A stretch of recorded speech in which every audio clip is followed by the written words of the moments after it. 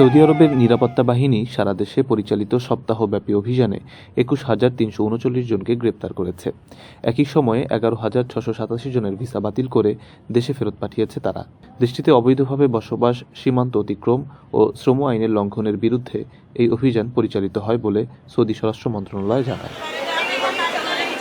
৪ থেকে ১০ সেপ্টেম্বর পর্যন্ত অন্যান্য সরকারি সংস্থার সঙ্গে যৌথভাবে পরিচালিত এই অভিযানে ১২,৯৫৫ জনকে আবাসন আইন লঙ্ঘনের জন্য, ৪,১৯৮ জনকে সীমান্ত নিরাপত্তা আইন ভঙ্গের জন্য এবং ৪,১৮৬ জনকে শ্রমবিধি ভঙ্গের জন্য গ্রেপ্তার করা হয়। মন্ত্রণালয়ের তথ্য মতে গ্রেপ্তার হওয়া ব্যক্তিদের মধ্যে ১১,৬৮৭ জনকে ইতোমধ্যেই দেশে ফেরত পাঠানো হয়েছে। আরও ২৫,১৩৩ জন তাদের নিজ দেশের কূটনৈতিক মিশনের মাধ্যমে ভ্রমণ নথি সংগ্রহের প্রক্রিয়ায় আছে এবং ২,৩৩৯ জন দেশে ফেরার চূড়ান্ত প্রস্তুতি নিচ্ছেন।